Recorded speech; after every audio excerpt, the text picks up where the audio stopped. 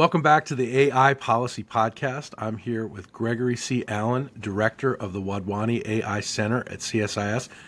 Today, we're going to discuss the new Wadhwani AI Center Deepseek report. We'll also talk about Chinese company Manus AI, and we'll talk about how DOD is changing how it buys software and XAI's data center expansion. So, Greg, great to be with you again. Let's start with your report. On March 7th, you published a new report titled Deepseek, Huawei Export Controls and the Future of the U.S.-China AI Race. This is a big deal. What are the biggest highlights in this paper? Yeah, so for those of you out there who have been crying out for 13,000 words of deep analysis on DeepSeek and what it means. Well, I should say a lot of people have already read this. I mean, we're talking about tens of thousands of people have downloaded this report, which is on the CSIS homepage. Yeah, and it just came out this past Friday, so only a handful of days. It's already getting really good traction, which I'm delighted, of course, to see. I think one thing that's really important in there is there was a meeting that occurred recently between Chinese Communist Party Chairman Xi Jinping and a handful of technology entrepreneurs. And the founder of DeepSeek was there, but also the founder of Huawei was there.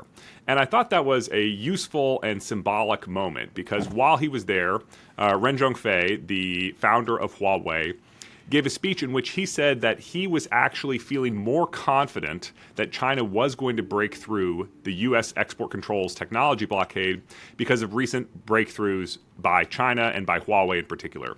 Now, he didn't go into detail on what those breakthroughs were, but I think that this report actually has in there what is making him feel so good, and it's bad news. It appears to be in-country successful smuggling of semiconductor manufacturing equipment from facilities that, according to end-use approvals, were authorized to buy that equipment by promising, hey, we're only going to use it to make these legacy chips that the United States has not identified as national security sensitive. Well, unfortunately, those companies have now moved that equipment to the SMIC facility. SMIC is Huawei's preferred AI chip manufacturing partner.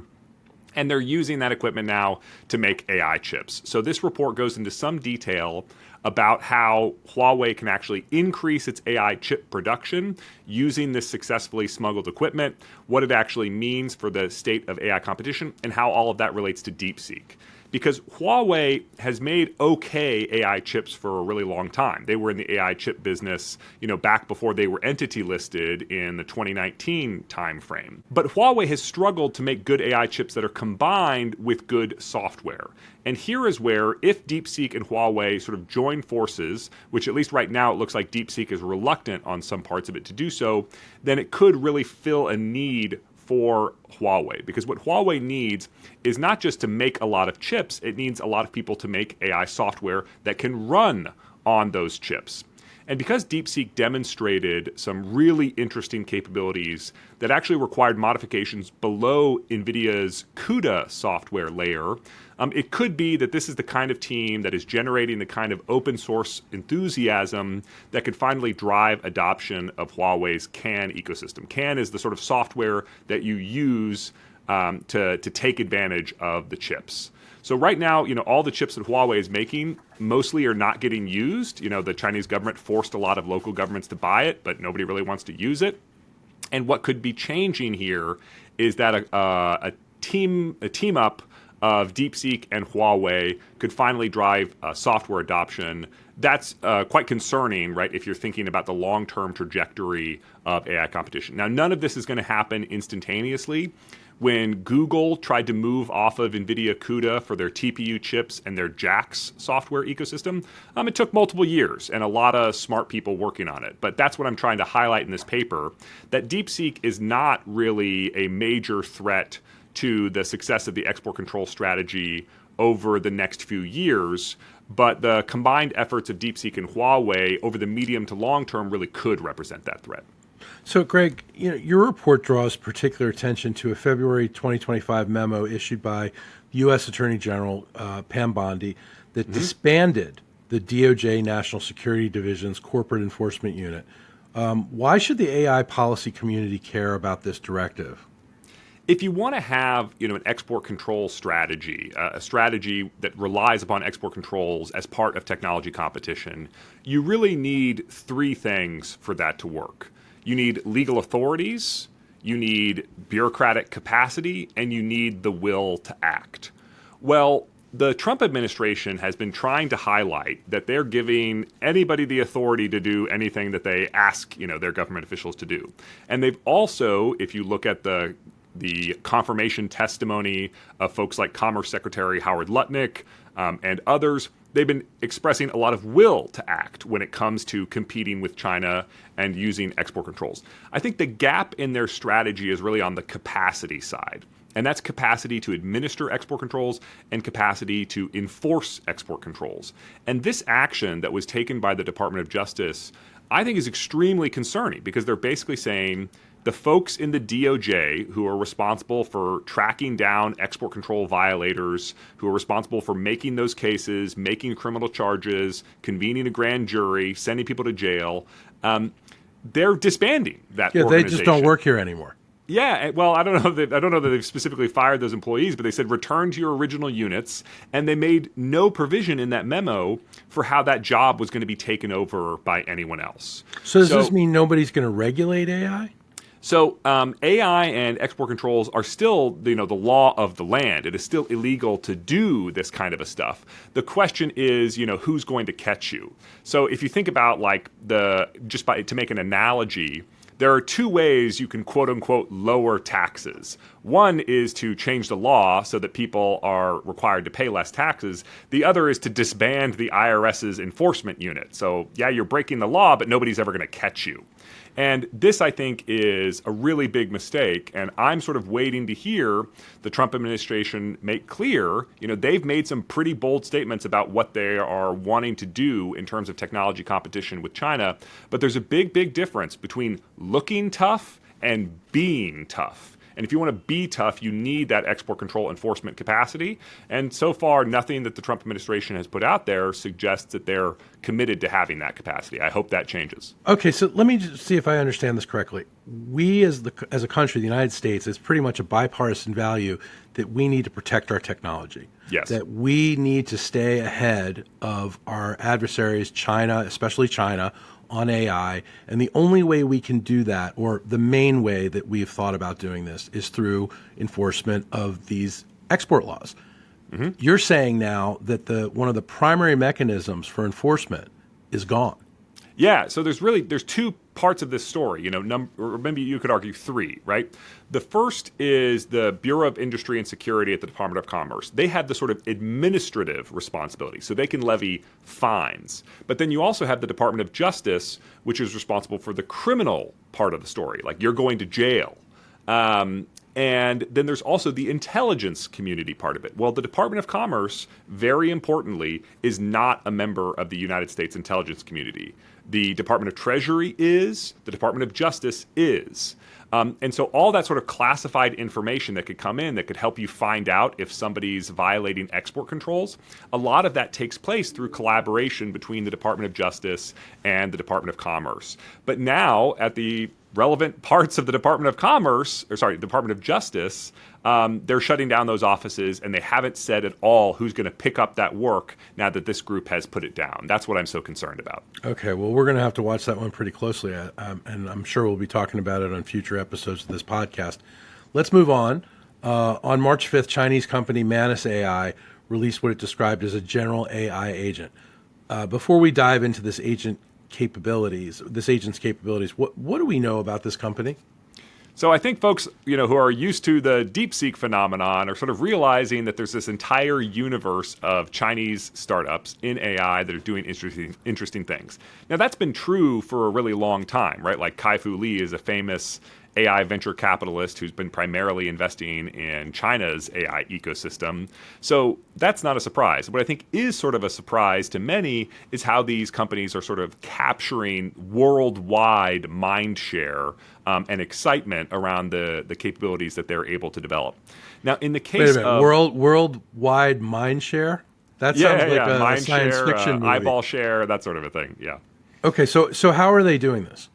Well, in this case, what they've come up with is they're calling it a general AI agent. So it's worth just saying for a second, like, what is an AI agent? Right. The difference between something like a chat GPT in its traditional form factor is it's interacting with you by telling you information, right? You say, hey, I'm trying to find the best flight for me between here and Barcelona.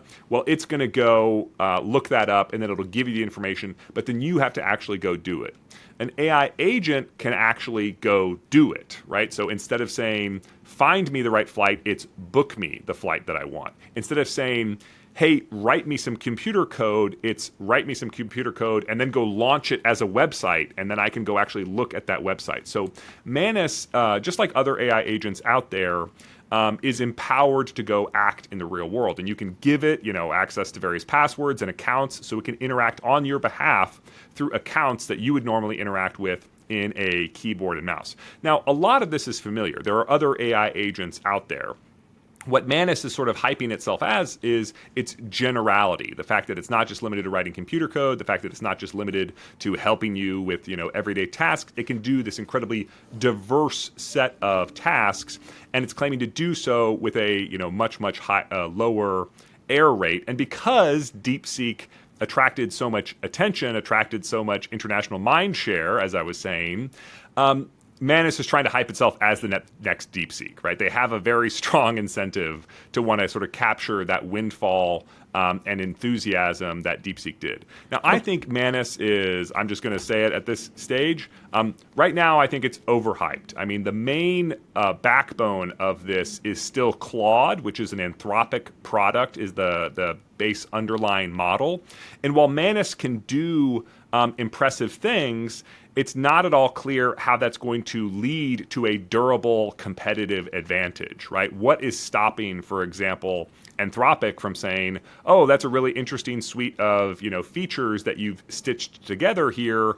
Thank you for driving more utilization of our AI model. And by the way, we're introducing all of those features that you developed as sort of a standard part of the Claude package. I don't know that Anthropic in particular is going to do that, but I just want to point out, like, there's a difference between technological innovation that is a stunt and technological innovation that is part of a durably successful competitive strategy. And in that regard, I think Manus AI is overhyped. I think the second way that it's overhyped is that, like a lot of AI agents, it's still pretty buggy. My favorite description of what AI agents are like right now is, comes from the Stratechery podcast, where they were talking about how it's like having a warehouse full of interns, right? And you can tell them to go off and do stuff.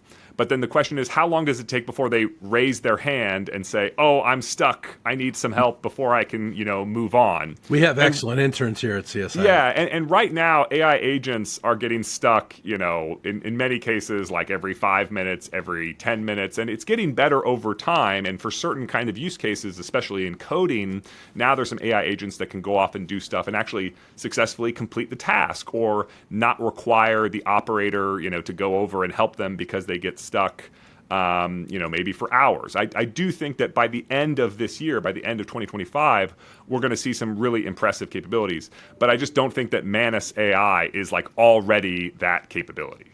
So let me ask you this, though.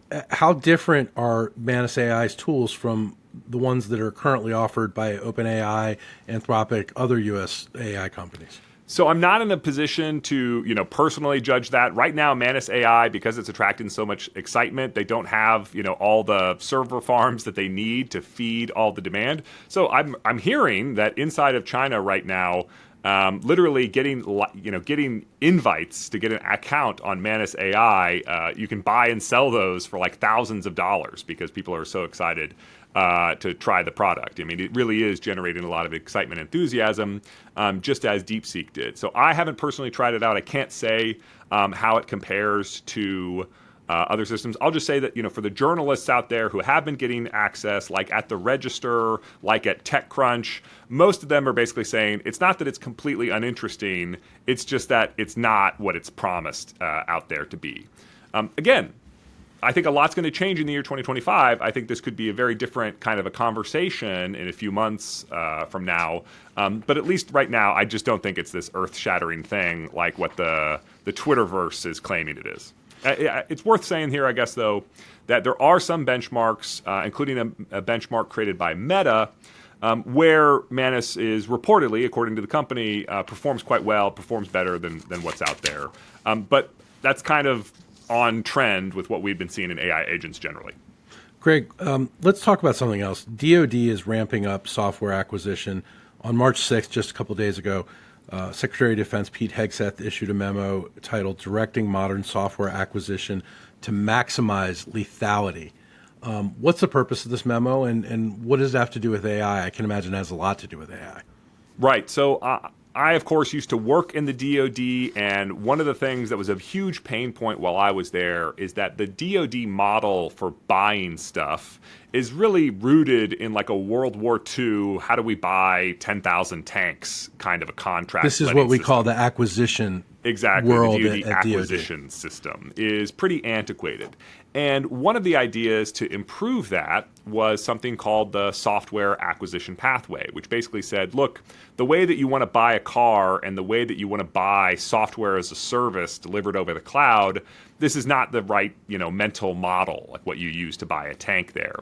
So they created this alternative acquisition approach, which was really in like an exploratory and trial kind of a phase.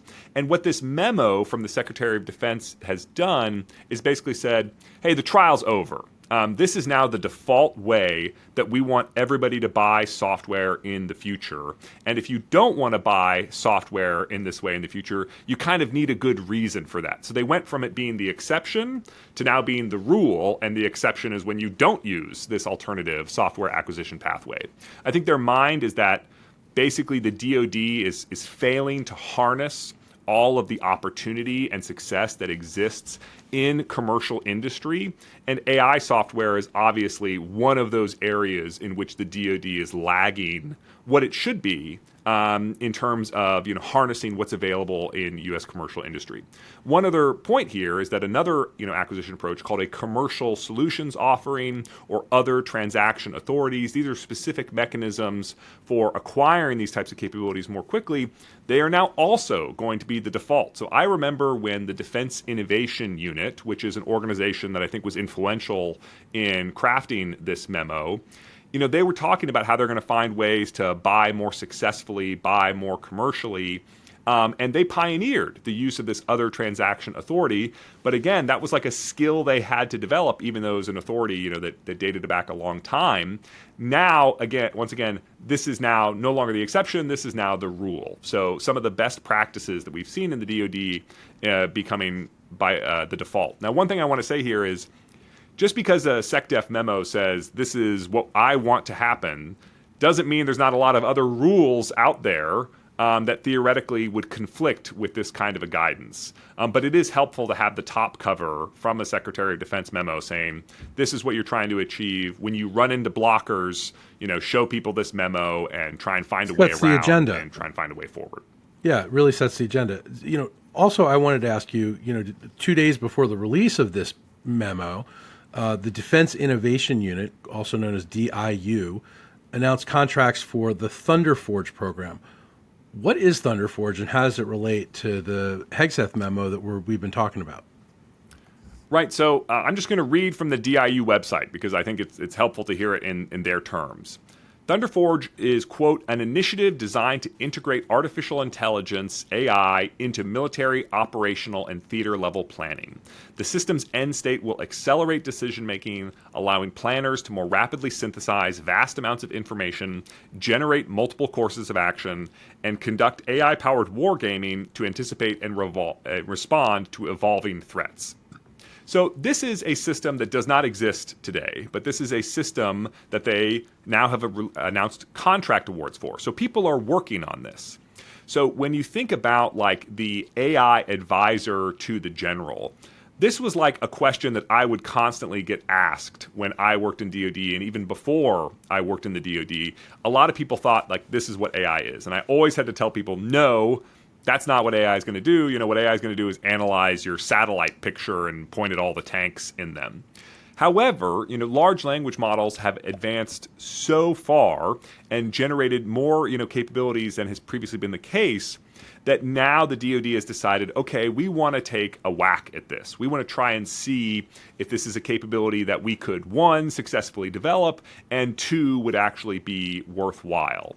And the partners, that they picked for the systems are like Anduril, Microsoft, Scale AI. So these are big names in AI. These are big names in defense technology, and they want to take a swing at creating this kind of thing where AI can actually assist in planning. Now, I think that's going to involve large language models. The question is like, how is it going to interact with the critical data sets that you would want to have when you're doing wargaming? I mean, it's very different, right? When your only data is text and the war game is effectively like, by analogy, a novel you're writing, versus when the data is actual, simulated operational data, and you actually have, it's something a little bit more like a video game, right? Where there actually are sort of digital assets out there that are interacting according to proposed rules. The point here is that they're going to take a swing at it. It's DIU. When it's DIU, that means that they have to go and build the prototype pretty quickly. So I'm kind of excited to see what comes out of this program. Interesting. Finally, today we have to talk about Elon Musk, because who's not talking about Elon Musk? But in our case, we're talking about XAI and its data center expansion. March 7th, the Memphis Chamber of Commerce announced that Elon Musk's XAI acquired a 1 million square foot property in southwest Memphis to expand its AI data center portfolio. What does this demonstrate to you about the scale of XAI's ambitions? Well, this cluster has already been really impressive for a number of reasons. First, it was the fastest cluster to ever reach 100,000 GPUs. Then just last month, they announced that they had doubled that to 200,000 GPUs.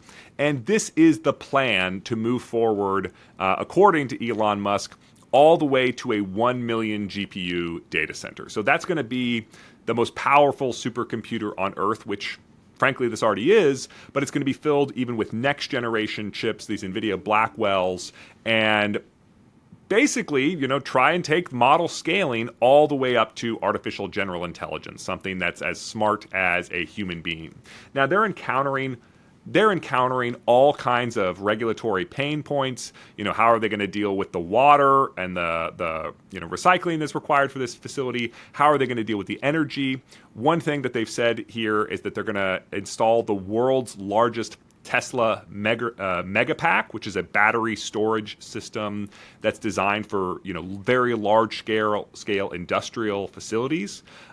Because right now this thing is being powered by diesel, which is not usually what a grid regulator likes to hear, is that you're installing a bunch of diesel generators not too far from a populated metropolitan area. So it's an incredibly bold scaling. It basically just says that we now have at least one AI company whose plans for a 1 million GPU data center are public, and we can sort of see what the path is from here to there. I think other companies are also thinking about the exact same thing, but not all their plans are out in the public like this. Does XAI, have they built any other AI infrastructure across the country? So Twitter, of course, as a predecessor, had a bunch of data centers, and some of those data centers were running AI, but there was nothing like this Colossus supercluster in Memphis, which really is like the world's most powerful supercomputer at this stage. And once it gets to 1 million GPUs, it's going to be even more dramatically powerful than it is right now.